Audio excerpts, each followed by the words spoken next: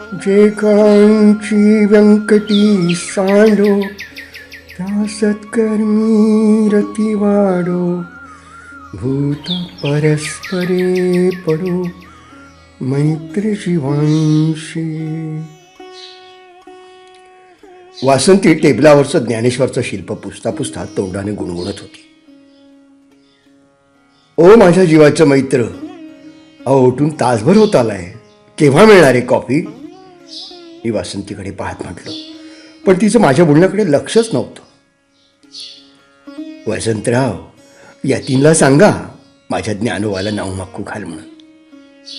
यतीन माझ्या मित्राचा, श्रीकांत पंडितचा मुलगा, जे स्कूलचा गोल्ड मेडलिस्ट, नाशिकमधला उत्कृष्ट शिल्पकार. श्रीकांत रिटायर झाला तेव्हा त्याने घरी बोलावलं होतं. वासंती माझ्याबरोबर होती. हॉलमध्ये काही अवॉर्ड्स होती. त्यातल्या एका नॅशनल अवॉर्डकडे सारखं लक्ष जात होतं तिचं. यतीने आम्हाला घरामागचा स्टुडिओ दाखवला, त्याचं काम दाखवलं. त्याचं काम कौतुक करण्यासारखं होतं. एका शिल्पाजवळ वासंती खिळूनच उभी राहिली. बऱ्याच वेळाने वासंती हॉलमध्ये आली. निघताना यतीने आम्हाला लावून नमस्कार केला. श्रीकांत फाटकापर्यंत सोडायला आला तेव्हा त्याच्या मागे यतीनही होता. यतीन, त्या ज्ञानेश्वराच्या शिल्पाची किंमत किती रे? वासंतीनं विचारलं. नाही काकू, हे शिल्प विक्रीचं नाहीये, यतीन म्हटलं. तशी वासंती नाराज झाली. ज्ञानेश्वर तिचं श्रद्धास्थान, ज्ञानेश्वरावर तिचा भरपूर व्यासंग, म्हणून तिला ते शिल्प आपल्या घरी असावं असं सारखं वाटत होतं. टणटणतच वासंती घरी आली. सांगितलं असतं ती किंमत दिली असती, पण चक्क नाही म्हणाला. वासंतीनं अनेक वेळा बोलून दाखवलं. 4 महिन्यांनी मी रिटायर झालो. त्यानंतर 2-3 दिवसांनी संध्याकाळी एक घरगुती कौटुंबिक पार्टी ठेवली होती. श्रीकांतही त्याच्या पत्नीसह आला. त्याने बुके हातात देऊन मला विश केलं. त्याच्या मागे यतीन होता. त्याने हातातलं भलं मोठं खोकं खाली ठेवलं. माझा हात हातात घेतला, मला विश केलं आणि वासंतीकडे पाहत म्हटलं, नमस्ते काकू. काकू, कशा आहात तुम्ही? वासंतीच्या मनात अजूनही यतीनबद्दल राग होता. त्याच्याकडे न पाहताच ती म्हणाली, ठीक आहे. यतीचं तिच्याकडे लक्ष नव्हतंच. त्याने आपल्याबरोबर आणलेल्या खोक्यातून ते ज्ञानेश्वराचं शिल्प काढलं आणि वासंतीच्या हातात देत म्हणाला, काकू, हे तुमच्यासाठी. वासंतीचं ज्ञानेश्वराच्या मूर्तीकडे लक्ष गेलं. तिला खूप आनंद झाला. तिने त्याचा हात कितीतरी वेळ हातात धरून ठेवला. तिच्या डोळ्यातून टपटप अश्रू यतीनच्या हातावर ओघळले. त्याच्या हातावर तिने आपले ओठ ठेवले आणि डाव्या हाताने डोळे पुसत विचारलं, यतीन, काय किंमत देऊ रे याची? काकू, तुमच्या अश्रूमध्येच मला सर्व काही मिळालं. यतीनलाही गैरवरून आलं. आपल्या हातातले त्याच्या हात कुरवाळत वासंती म्हणाली, मातीच्या गोळ्यातून साकारलेल्या आकारापुढे नतमस्तक व्हायला लावणारे हे तुझे हात आणि ज्ञानेश्वरी लिहून लोकांच्या जीवनाला आकार देणारे ते ज्ञानेश्वराचे हात वेगळे नाहीत रे. आजपासून मी तुला ज्ञानच म्हणेल, चालेल ना? यतीने वासंतीच्या पायावर डोकं ठेवलं. तेव्हापासून ज्ञानोबा आणि वासंती यांच्यात एक अदृश्य नातं निर्माण झालंय. अहो वसंतराव, मी काय सांगतेय लक्षात आलं ना? हो ग, बोलतो मी यतीनशी. कार्तिक वद्य त्रयोदशी हा माऊलींचा समाधीचा दिवस आहे. त्यापूर्वी मला हवंय ना? होईल ना? होईल माऊली, सगळं व्यवस्थित होईल. आपण निश्चिंत असावं. पण मला एक प्रश्न पडतो वासंती, विचारू? मी म्हटलं, तू एवढी सायन्सची विद्यार्थिनी आणि मग ज्ञानेश्वर तुझं श्रद्धास्थान कसं ग? तुला अध्यात्माची एवढी गोडी कशी? मी वासंतीला पेसात पकडण्याचे विचारत होतो. तुम्हाला नेहमी सांगते मी, ज्ञानेश्वरी वाचा, ज्ञानेश्वरी वाचा, अभ्यासा. पण तुम्ही पडलात बँकर. मान मोडोस तर फक्त आकडेमोड. ना विज्ञानाची जोड ना अध्यात्माची ओढ. वासंतीनं मनातली खतखत काढली. हे माझ्या प्रश्नाचं उत्तर नाही वासंती. मी पण मागे हटलो नाही. ज्ञानेश्वरी ही विज्ञान स्पर्श आहे वसंतराव. ते ग कसं? मला समजून सांग बाई, मला नाही समजणार आहे असं. तुम्हाला एनर्जीचा म्हणजे ऊर्जा सिद्धांताचा नियम माहीत आहे? ते काय असतं? अहो, हा सायन्समधला महत्त्वाचा सिद्धांत आहे. आणि हा आधुनिक विज्ञानातला सिद्धांत माऊलींनी 700 वर्षापूर्वी ज्ञानेश्वरीमध्ये सांगितलाय. काय सांगतेस काय वासंती? हो, ऊर्जा अक्षयतेचा नियम. बरं, न्यूटनचा गुरुत्वाकर्षणाचा नियम आठवतो तुम्हाला शाळेत शिकलेला? कुठला ग? का चंद्रचिनी पूर्णपणे सिंधू भरता. म्हणजे काय? मी बाळबोधपणे विचारलं. मला संस्कृतचा गंध नव्हता. म्हणजे पूर्ण चंद्राच्या उदयानं समुद्राला भरती येते, त्याचप्रमाणे गुरुत्वाकर्षण आहे, हे माऊलींनी ज्ञानेश्वरीत सांगितलंय.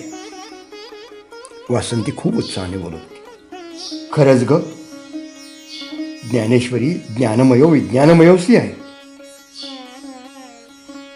मला तर आता वाटायला लागलंय की ज्ञानेश्वरी अभ्यासावी. वा, तर मग मी कॉफी आणतेच तुमच्यासाठी, वासंती आनंदाने म्हणाली. हो, पण तूही घे माझ्यासमोर बसून, छान वाटतं ग. नको, मी नाही घेणार.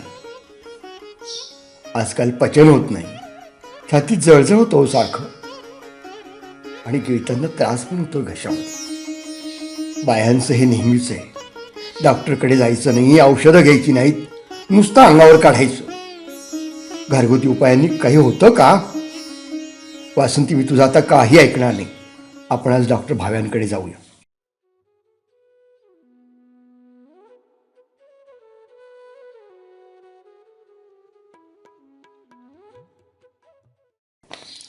या, बसा मिस्टर क्षीरसागर.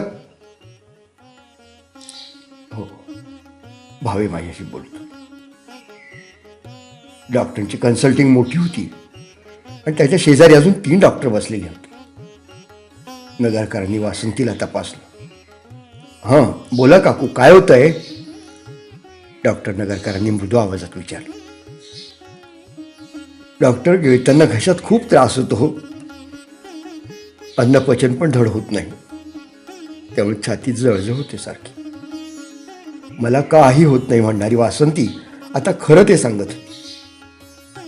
डॉक्टर, तिचं वजनही कमी झालंय, आवाजात घोगरेपणा वाढलाय, मी सांगितलं. See doctor Bhat, there are some other symptoms also. Observe, there is a yellowing of skin and whites of eyes also. Doctor Nagarkar इतर डॉक्टरांकडे पाहून म्हणाले. त्यावर तिघे जण एकमेकात कुजबुजले आणि नगरकरांना म्हणाले, oh, it means case of advanced ossifical. हे बघा काका, आपल्याला काकूंच्या काही टेस्ट करायच्या आहेत. CBC, CT स्कॅन, बायोप्सी आणि इतर पण काही टेस्ट आहेत. तेव्हा आपण काकूंना आज ॲडमिट करून घेऊया. दुपारनंतर तुम्ही घरी जाऊ शकता. उद्या सकाळी आपण पुन्हा भेटूया, तेव्हा आपल्याजवळ रिपोर्ट्स असतील, मग ठरवू.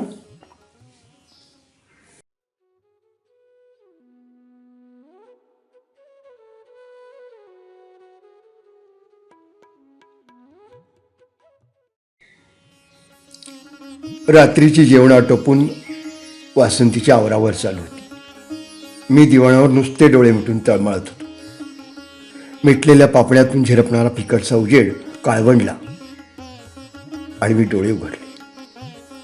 वासंतीचं सगळं आवरावर झाली होती. वासंतीने लाईट विझवला. ज्ञानेश्वराच्या शिल्पापुढे तेवणाऱ्या छोट्याशा समईच्या मंद प्रकाशात वासंतीकडे पाहत होतो. वासंतीने टेबलावरच्या ज्ञानेश्वराच्या मूर्तीला नमस्कार केला. दिवाणच्या बॉक्समधून योगा मॅट काढून अंथरली. ही तिची रोजची सवय. झोपण्यापूर्वी 20 मिनिटं मेडिटेशन करायचं. दिवसभरचा सगळा ताण नाहीसा होतो आणि शांत झोप लागते, असं ती म्हणते. वासंती ज्ञानेश्वराकडे तोंड करून बसली. डोळे मिटले आणि ओंकार सुरू केला. मीही पडल्या पडल्या तिच्या ओंकाराबरोबर मनातल्या मनात ओंकार करू लागलो. माझे डोळे हळूहळू जड होऊ लागले. वासंतीने तीन ओंकार केले आणि तिचं ध्यान सुरू झालं. हळूहळू मंद सुगंध वातावरणात भरू लागला. श्वासाबरोबर आलेल्या सुगंधानं मन भरून गेलं. पापण्या अलगद बंद होऊ लागल्या. अहो वसंतराव, हा कसला सुगंध दरवळतोय? हे काय? आपण इथं कुठं आलोय? टाळ मृदुंगांचा आवाज हळूहळू वाढतोय. माणसांच्या आकृत्याही संधी प्रकाशामध्ये स्पष्ट होऊ लागल्या आहेत. इंद्रायणीचा तीर दिंड्यांनी फुलून गेलाय. झेंडे पताका घेऊन वैष्णवांचा थवा नाचतोय, गातोय. फुलांचा वर्षा होतो आहे, गुलालाची उधळण होते आहे. रोज खळखळ वाहणारी इंद्रायणी आज इथल्या प्रत्येकाच्या डोळ्यातून वाहताना दिसते. सर्वात पुढे असणारा तरुण थांबला, तसं त्याच्या मागे चालणारा जनसमुदायही थांबला.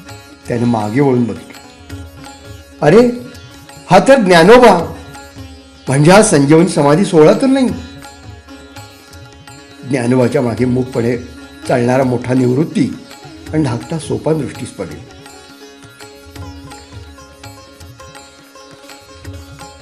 सगळ्यात शेवटी मुक्ता वारकऱ्यांच्या घोळक्यात चालत होती. कोणाच्याही डोळ्याचं पाणी थांबत नव्हतं. ज्ञानोबाने सर्वांना हात जोडून नमस्कार केला आणि म्हणाला, आम्ही जातो अमुच्या गावा, अमुचा रामराम घ्यावा. निवृत्तीजवळ येऊन ज्ञानोबानं त्याच्या पायावर डोकं ठेवलं. सोपानाजवळ येऊन त्याला मिठीत घेतलं आणि त्याची नजर मुक्तेला शोधत. मुक्ते, मुक्ते, ए मुक्ते, अगं कुठे लपलीस? ये ना गशी समोर एकदा डोळे भरून पाहू दे तुला. रागावलीस का माझ्यावर? भेट ना तुझ्या सुकोमल हातांची मिठी मारून. मुक्ते, पुन्हा भेट होणे नाही ग. बिरबिरत्या नजरेनं घाबऱ्या आवाजात ज्ञानोबा म्हणा. वैष्णवांच्या घोळक्यातून स्वतःला सावरत मुक्ता ज्ञानाकडे झेपावली. त्याला घट्ट बिलगत रडलेल्या स्वरात म्हणाली, ज्ञानाला, आम्हाला असं दुःखात म्हणून तुम्हाला कोणता आनंद मिळतोय? ज्ञानोबाने मुक्ताला आपल्या हृदयाशी कवटाळलं. तिच्या पाठीवरून हात फिरवत डोक्यावरून ओठ टेकवले. मनाला बांध घालूनही मुक्तेच्या डोक्यावर अश्रू अभिषेक झालाच. आवाजात शक्य तेवढा संयम ठेवून ज्ञानोबा म्हणाला, मुक्ते, त्यात कसला आलाय आनंद? मग कशाला हे समाधीचं खूळ ज्ञानाला? आमच्यासाठीचा तुझ्या मनातला मायेचा झरा आटला का? मुक्ते, तू तर आमची आई होऊन माया केलीस. अवघे विश्वची माझे घर हे शिकवलंस. ज्ञानवतीला समजावतो. ज्ञानादा, मुक्ता तुझी धाकटी बहीण आहे. तिचा बालहट्ट नाही पुरवणार. मुक्ता आपला एका सोडतो. मुक्ते, तुझ्याकडून आणि गुरु निवृत्ती दादाकडून मला नेहमी प्रेरणा मिळाली. माझं इथलं कार्य आटोपलं आहे. आपण सर्वांनी मला आनंदाने निरोप द्यावा. ज्ञानोबा प्रत्येकाकडे स्नेहार्द नजरेनं हात जोडून वंदन करत होता. मी श्वास रोखून सगळा सोहळा पाहत होते. डोळ्यातून अश्रू ओघळत होते. ज्ञानोबाची आणि माझी नजरानजर झाली. ज्ञानोबाशी बोलण्याला ओठ थरथरू लागले. त्याला ऐकू जाऊन मी उंच आवाजात म्हणाले, माऊली, आपण निवृत्ती सोपानाला असं आपल्या माणसांना दुःखात ठेवू? मुक्ते, आपली माणसं. ज्ञानोबा, मी मुक्ती नव्हे, वासंती. तू मला मुक्ताच आहेस. आपल्या माणसांची साथ सोबत आपल्याबरोबर एका ठराविक काळापुरती असते. आपलं इथलं कार्य संपलं की निरोप घ्यावाच लागतो. एकदा इथून निघण्याचा परमेश्वरी संकेत मिळाला म्हणजे निघण्याची तयारी करायची. मागे उगाच रेंगाळायचं नाही. ईश्वरानं आपल्यावर एखादी महत्वाची जबाबदारी टाकली असावी. त्यात उगाच आपण अडथळे आणायला नको. मनाने जो कौल दिला तो मानायचा, पाळायचा. माऊली, आता किती शांत वाटतंय. मनातला द्वंद्व थांबलंय. मन स्थिर झालं. माझा विचार पक्का झाला. आपण ह्यासाठी मला दर्शन दिलं. मी धन्य झालो. आता मनासारखं होईल असा आशीर्वाद द्या. जो जे वांछिल तो ते लाहो, प्राणी जातो. माऊलीचे शब्द कानात घुमत होते. माऊलींनी साऱ्या विश्वाला दिलेला तो आशीर्वाद होता.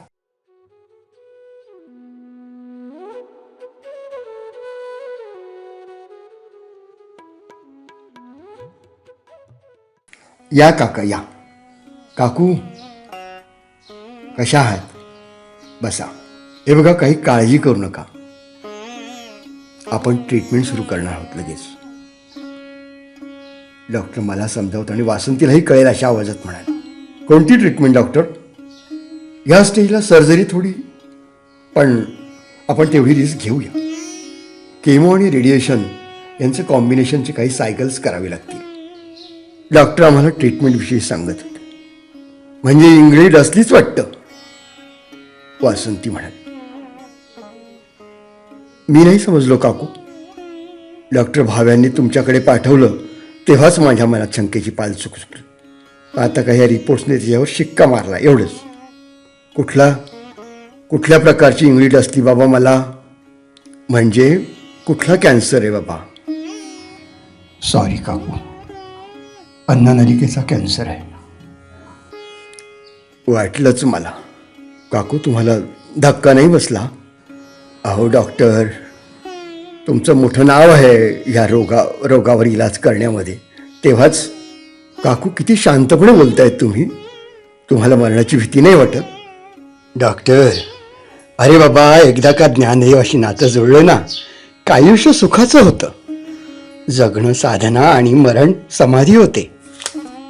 बरं, तुम्ही काय त्या ट्रीटमेंटबद्दल बोलत होतात? हां, हो, मी ते केमो आणि रेडिएशनबद्दल. डॉक्टर, केमो आणि रेडिएशन खूप पेनफुल होतं ना? वासंतीने विचारलं. हो, पण काही पेनकिलर्स आहेत ना त्यावर. डॉक्टर, ह्या थेरपीने कॅन्सर सेल बरोबर चांगल्या सेलही डिस्ट्रॉय होतात ना? इम्युनिटी पॉवर कमी होते म्हणतात. वासंतीला बरीच माहिती असं दिसतंय, मी मनातल्या मनात म्हटलं. काकू, थोडेफार साईड इफेक्ट्स होणारच, पण त्यावर आपल्याकडे औषधं आहेत की. एवढं करून किती आयुष्य वाढणार आहे माझं, हे आताच कसं सांगता येईल काकू? प्रत्येकाची बॉडी कसं रिस्पॉन्ड करते, किती रिस्पॉन्स देते, याच्यावर सगळं अवलंबून आहे. आणि मी काहीच ट्रीटमेंट घेतली नाही तरी भूत नाही ना माझ्या मागे लागणार? वासंती म्हणाली. पण लाईफ एक्सपेक्टन्सी खूप कमी होईल. डॉक्टर, ज्ञानेश्वरांनी समाधी घेतली तेव्हा त्यांचं वय खूप कमी होतं, अवघं 21 वर्ष. परमेश्वरी संकेत मानून त्यांनी इथला निरोप घेतला. ज्ञानेश्वर संत होते, महात्मे होते, आपण सामान्य माणसं आहोत काकू. परमेश्वरी संकेत समजणं आणि त्याचा सन्मान राखणं हे झालं पाहिजे. माझा दुर्धर आजार हा मला संकेत आहे. आता मी कुठलीही ट्रीटमेंट घेणार नाही. मला आता इथे रेंगाळायचं नाही की मुक्कामही लांबवायचा नाही. मी कुठलाही इलाज करणार नाही, वासंती निग्रहाने म्हणाली. पण असं करू देणं माझ्या कर्तव्य धर्माविरुद्ध आहे. माझं काम जगणं सुखद करणं आहे. पण ते शक्य नसलं तर? डॉक्टर, तुम्ही रोज एखादा मृत्यू पाहता, पण कुणाला मृत्यूबद्दल विचार का करू देत नाही?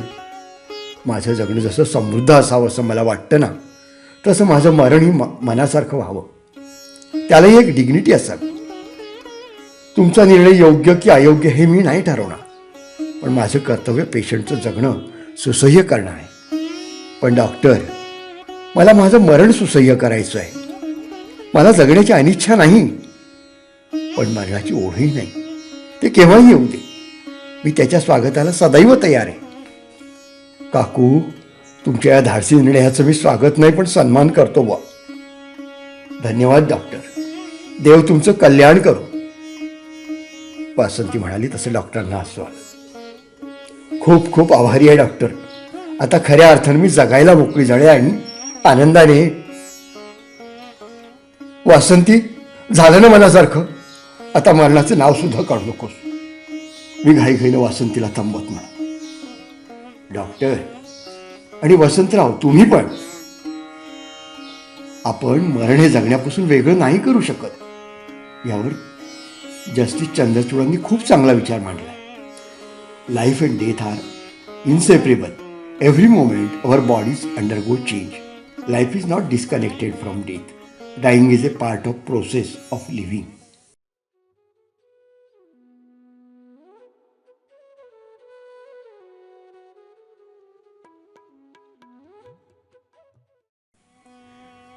Sorry mister Kshirsagar. डॉक्टरांनी मोठा पॉज घेतला. डोळे मिटून एक दीर्घ श्वास घेतला आणि हळूहळू श्वास सोडत वसंतरावांकडे पाहिलं. वसंतराव श्वास रोखून डॉक्टरांकडे पाहत होते. राघव आईच्या चेहऱ्याकडे एकटक पाहत होता. रेवा कावरी बावरी होऊन कधी नवऱ्याच्या तर कधी सासऱ्याच्या चेहऱ्याकडे पाहत होता. फार फार तर 24 तास. नातेवाईकांना बोलावून घ्या. डॉक्टरांनी वासंतीची नाडी तपासली. आपल्या डाव्या हातातल्या मनगटावरच्या घड्याळावरून नजर हटवून वासंतीकडे पाहत म्हटलं. रूममध्ये एकदम शांतता पसरली. विषयांतर करत डॉक्टर म्हणाले, काकू अतिशय निग्रही. शेवटपर्यंत ट्रीटमेंट नाही म्हणजे नाही. आपल्याला हवं तसं मरण स्वीकारलं. खूप धीराच्या बाई आहेत. इतरांहून खूप वेगळ्या विचारी आहेत. हट्ट नाही म्हणता येणार, पण आपल्या मतांवर ठाम आहे. अशा सिच्युएशनमध्ये मनाचा समतोल राखणं फार धाडसाचं काम आहे. होय डॉक्टर.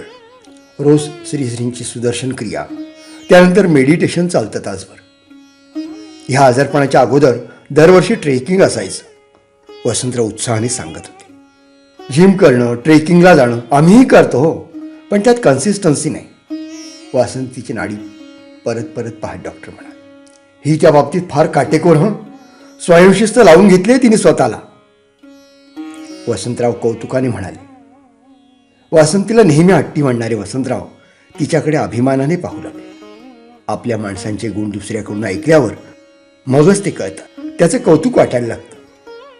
डॉक्टरांनी स्टेटॅस्कोप गळ्यात अडकवला आणि व्हिजिटिंग बॅग बंद करत म्हटलं, काही वाटलंच तर फोन करा, येईन मी लगेच. डॉक्टर नगरकरांशी कॉन्टॅक्टमध्ये आहे मी. ओंजळ रीती व्हावी तसं वासंतीचं अस्तित्व माझ्या आयुष्यातून विरघळून चाललंय. अगतिकपणे बघण्याशिवाय मी काही करू शकत नाही. वातावरणात प्रचंड ताण आहे. कुणीच काही बोलत नाहीये आणि बोलणार तरी काय. बोचरी शांतता असह्य झाली. रेवा, रामाच्या तसबिरीपुढे निरंजन लाव. मी दिवसभर हिच्याजवळच बसेन. मला एकटाच राहू द्या. हो बाबा. आणि जाताना तिने दार ओढून घेतलं. आपल्या हातात फक्त 24 तास आहेत. हे डॉक्टरांचे शब्द कानावर सारखे आदळत होते. मी भानावर आलो. आता फक्त काही तासच वासंतीची सोबत असेल. आहेत तेवढे क्षण मनातल्या गाभाऱ्यात जपून ठेवायचे. वासंती समोरून हलायचं सुद्धा नाही. निमिष मात्र देखील दवडायचा नाही. तिचा वास, तिचा सहवास, तिचे शब्द, तिचा स्पर्श, एवढंच काय, तिचं अस्तित्वही उरलेल्या क्षणात मला आयुष्यभरासाठी साठवून ठेवायचं आहे. तिच्या प्रत्येक श्वासाबरोबर, तिच्या प्रत्येक कणात आणि प्रत्येक क्षणात विरघळून जायचंय. वासंती ग्लानीत होती, पण शांत झोपल्यागत दिसत होती. आठवड्यापासून हे असंच चालू होतं. मधूनच काही वेळा शुद्ध येते, तेव्हा काहीच झालं नाही असं वाटतं, आणि मग भरभरून बोलते. पण परवापासून तिची शुद्ध नाही. मी तिच्या अंगावरचं पांघरून नीट केलं. केसावरून हळूच हात फिरवला. कपाळावर अलगद ओठ टिकवले. तिची आवडती रामधून हळू आवाजात लावली आणि तिच्या चेहऱ्याकडे एकटक पाहत बसलो. तिला डोळ्यात साठवू लागलो. वसंता, एवढं काय टक लावून बघतोयस? कधी बघितलं नाही मला. काही सोनं आणायला लागलंय का माझ्या चेहऱ्याला? वासंती लटक्या रागानं म्हणाली, अगं कितीही वेळा बघितलं तरी समाधानच होत नाही. सारखं पाहत राहावंसं वाटतं बघ तुझ्याकडे. ए चल, किती फिल्मी बोलतोयस रे. तू समोर असलीस ना की फिल्मी माहोल अपने आप बन जाता है.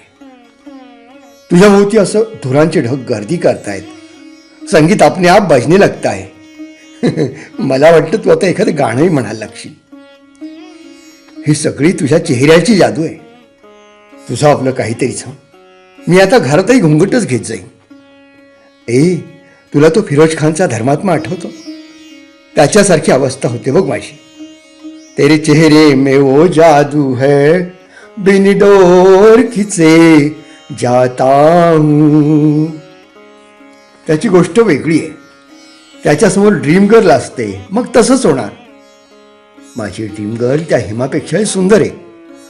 वसंता, तुझं आपलं काहीतरी सांग. मी आपली किचनमध्येच जाते कशी. जा जा, पण येताना एक कप कॉफी घेऊन ये. तुझ्याकडे पाहत पाहत कॉफी घेताना एक छानशी नशा येते. कळतंय बरं, पीने वालों को पीने का बहाना चाहिए, असं म्हणत वासंती आत पळाली. पाणी पाणी पाणी दे थोडं. क्षीण आवाजात वासंतीनं पाणी मागितलं आणि मी भानावर आलो. तिला छोट्या फुलपात्रातनं थोडं पाणी दिलं. पुरे झाल्यावर तिने मान फिरवली. ओठातून थोडं पाणी ओघळलं, ते पुसलं. मी वासंतीकडे पाहिलं. तीही माझ्याकडेच पाहत होती. हलकसं हसली आणि डोळे मिटले. अशा गंभीर प्रसंगी वासंती आणि कॉफीचं कॉम्बिनेशन आठवावं याची मलाच लाज वाटली. मान खाली जाऊन नजर शून्यात गेली. नजरेच्या कोपऱ्यातून पायाकडे पाहत होतो. पायावरचं पांघरूण सरकलं होतं, ते नीट केलं. केस विस्कटली होती. चेहऱ्यावरचं कुंकू पुसलं गेलंय. एखाद्या वेळी घामाने कुंकू उघडलं आणि तिच्या ते उशिरानं लक्षात आलं तर ती मला रागवत असे. म्हणे की नुसतंच काय माझ्या चेहऱ्याकडे बघत असतोस, कपाळावर कुंकू नाही एवढंही लक्षात येऊ नये. तुला माहित आहे ना, मला क्षणभरही पांढरं कपाळ चालत नाही. वासंतीचे पिंजारलेले केस हाताने सारखे केले. भिंतीवरच्या रामाच्या तस्वीरीखाली फळीवर कुंकवाचा करंडा होता. त्यात बोट बुडवून वासंतीच्या कपाळावर ठेवलं. कपाळाचा थोडा स्पर्श परका जाणवला. मनात धस्स झालं. म्हणतात ना, मन चिंती ते वैरीनं चिंती. नाकापुढे 2 बोटं धरली. मनात शंकेची पाल चुकचुकली. चादरीच्या सुताचा धागा तोडून तिच्या नाकापुढे धरला. सूत हललं तसा मनावरचा ताण हलका झाला. श्वास रोखून वासंतीच्या चेहऱ्याकडे पाहिलं. तिचे डोळे हळूहळू उघडत होते. डोळे घोळून हलकसं हसत वासंती म्हणाली, वसंतराव, आहे मी अजून. सुतावरून स्वर्ग नाही गाठणार. काय वासंती, माझे तर होशच उडाले होते आणि तुला गंमत सुचते. काय हे वसंतराव, आता एवढं हळवणं बरं ना. तुला बोलायला काय जाते. बरं, डॉक्टर गेले. हो, तुला तपासलं, म्हणाले काळजीचं काही कारण नाही. वसंतराव, लेकीला बोलवून घेतलं असेल ना. त्याची भेट होते की नाही देव जाणे. पण हो, दुर्गाला कळवा. आठवण काढत होती म्हणा तुझी. आता माहेरची तेवढीच खूण राहिली. वासंती, असं काय बोलतेस. मी ऐकलंय डॉक्टरांचं सगळं बोलणं. पहाटे शुद्ध आली. डोळे मिटून पडून होते. खूप घाबरवून दिलं होतंस ग. गेले 2 दिवस तू कोम्यात होतीस. डॉक्टर नगरकरांनी भाव्यांना इन्स्ट्रक्शन दिल्यामुळे ते बोलावलं तेव्हा येतात. पण आता बघ, तुला काही होणार नाही. वसंतराव, निरंजन विझण्यापूर्वी अजून मोठ्यानं प्रकाशते. तसंच असेल मासे. मी तुझ्यावर रागवलो ह्या वासंती. खूप हट्टी आहेस. आता काय झालं. पहिल्यापासून औषधं घेतली असतीस तर एवढ्या लवकर ही वेळ आली नसती ग. खूप हट्टी आहेस तू. तुम्ही काही कमी हट्टी नाही. मी औषधाचं नाही म्हटलं तेव्हापासून तुझ्या आवडीची कॉफी सोडली आहे तुम्ही. विषय बदलू नकोस. पहिल्यापासून औषधं घेतली असतीस तर आम्हाला काही केल्याचं समाधान तरी मिळालं असतं ग. वसंतराव, गेले 4 महिने झाले तुम्ही तोच विषय काढताय आणि तुम्हालाच त्रास करून घेता. मला सांगा, मी हे जे करते ते मला हवं म्हणूनच करते ना. आणि त्या लिव्हिंग विलवर सही कोणी केली. हो ग, मीच केली. पण तुझ्यासाठी केली. तुझ्या मनासारखं केलं की मनाला आनंद मिळतो. मग पुरे, आता पुन्हा हा विषय नको. आता माझ्याजवळ फार वेळ नाहीये. मला काही मनातलं बोलायचंय, थोडं निरोपाचं बोलायचंय. वासंती, तुला त्रास होतोय, तू बोलू नकोस. मला थांबवू नका. आता निघायची वेळ जवळ येते. एक बरं झालं, माझ्या आजारपणापासून नातवानं तुम्हाला पकडलंय. त्याला रात्रीचं जेवण भरवत जा. रेवा तुमची खूप काळजी घेते, तिला लागेल असं बोलू नका. राघवला रात्री जेवणानंतर तास अर्धा तास माझ्याजवळ बोलायची सवय, त्याचं ऐकून घेत जा. पोरं एवढं प्रेमाने करतायत तर करून घ्या. हो ग वासंतीस, मी सगळं करीन. दुसरं महत्वाचं, मी गेले म्हणजे सगळं काही संपलं असं नाही. हा, औषधं जेवण वेळेवर करा, तब्येतीची काळजी घ्या. अजून एक, बंगलोरला बंधूकडे जात जा, राहत जा तिथे 1-2 महिने. लेकीला फार वाटतं हो तुम्ही राहावं तिच्याकडे, खूप जीव आहे तुमच्यावर. ते खरं आहे ग, पण मी नाही राहणार तिथे. आपले व्याही बहीण तिथेच असतात, त्यांना नाही आवडत बंधूच्या माहेरच्यांचं सारखं येणं जाणं. लेकीसाठी थोडा इगो बाजूला ठेवाल ना, माझी शपथ आहे तुम्हाला. वासंती शपथ नको घालू. हा, सुटली म्हण पाहू. मी घाबरा झालो. एवढे काय घाबरताय वसंतराव? आता काय होणार आहे? बाई ग, तुझ्याशी वाद कोण घालेल? आता काहीच बोलू नका, तुम्ही फक्त ऐका. प्रत्येक जण हवं तसं जगतो ना, तसं आपल्याला कसं मरण यावं याची इच्छा धरा. इच्छा मरण यायला आपण काही संतमुनी किंवा योग्य आहोत का? तसं होईल किंवा नाही होईल ठाऊक नाही, पण मनात इच्छा धरायला काय हरकत आहे? म्हणजे वसंतराव, तुम्हाला विंदांच्या त्या कवितेतल्या ओळी आठवतात का हो? सुखोत्सवे असा जीव अनावर, पिंजऱ्याचे दार उघडावे. संधी प्रकाशात अजून जो सोने, ते ती लोचने मिटी यावी.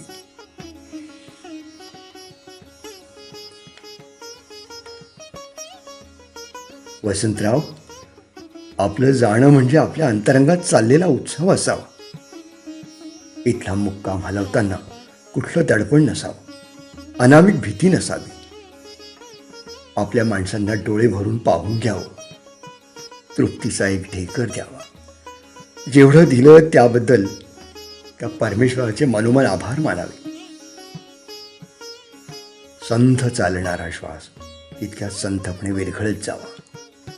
हळूहळू जड होत जाणाऱ्या पापण्यांनी डोळ्यावर अंधाराची सावली पांघरावी. आयुष्यभर साथ देणारी माणसं हळूहळू अस्पष्ट होत जावी. मन आणि पावलं मागे न रेंगाळता मोकळेपणानं पुढच्या प्रवासाला चालू पडावं.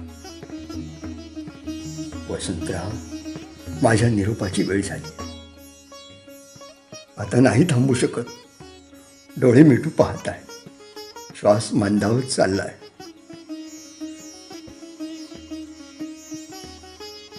वसंतराव, माफ करा मला, अशी अर्ध्यावर साथ सुटते. वसंतराव, एक शेवटची इच्छा पूर्ण कराल? वासंती काहीही सांग. तुमची आवडती कॉफी माझ्याकडे पाहत घ्यायला तुम्हाला आवडतं ना? माझे उरलेले क्षण मी फक्त तुमच्याकडे पाहते आहे आणि तुम्ही मला न्याहाळत कॉफी घेता. कराल एवढं? तेवढ्यात रेवाचा आवाज आला. बाबा, चहा आणू? आज चहा नको, स्ट्रॉंग कॉफी सांग. रेवा कॉफीचा मग माझ्या हातात देऊन परत. मग एक घोट कॉफीचा घेतला आणि वासंतीकडे बघितलं.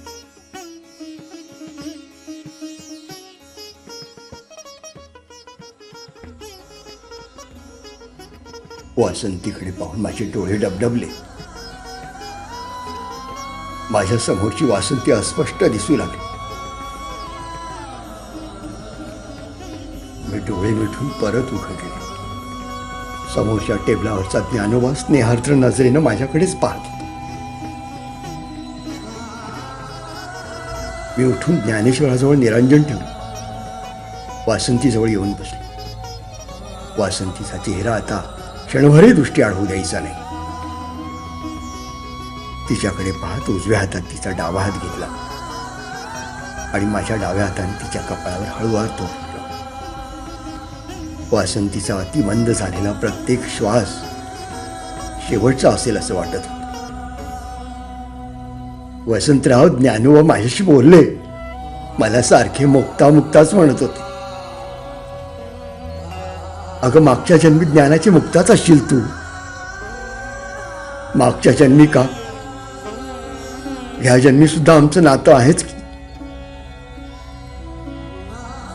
मी ज्ञानोबाकडे पाहिलं. वसंतराव, माझ्या गडबडीत ज्ञानोबाला नाऊ माकू घालायचं राहूनच गेलं. मी ज्ञानोबाकडे पाहिलं. विरांजनाची ज्योत हळूहळू लहान होऊन विझली. धोराच्या पुंजक्याची आणि उग्र दर्पाची एक झुळूक वातावरणात पसरली. मी वासंतीच्या चेहऱ्याकडे पाहिलं. तिचा मंद श्वास थांबला होता. तोंड उघडं पडलं. मान डाव्या बाजूला कलंडली आणि माझ्या हातातला तिचा हात गळून पडला. तिचा स्पर्श निर्जीव आणि अनोळखी जाणवला. मला कळून चुकलं. आमची वासंती खूप खूप दूर निघून गेली आहे. वासंतीला वंदन करत कापऱ्या आवाजात पुटपुटलो. कडाडली विजळ निरांजनी जेव्हा, मुक्ताई तेव्हा गुप्त झाली.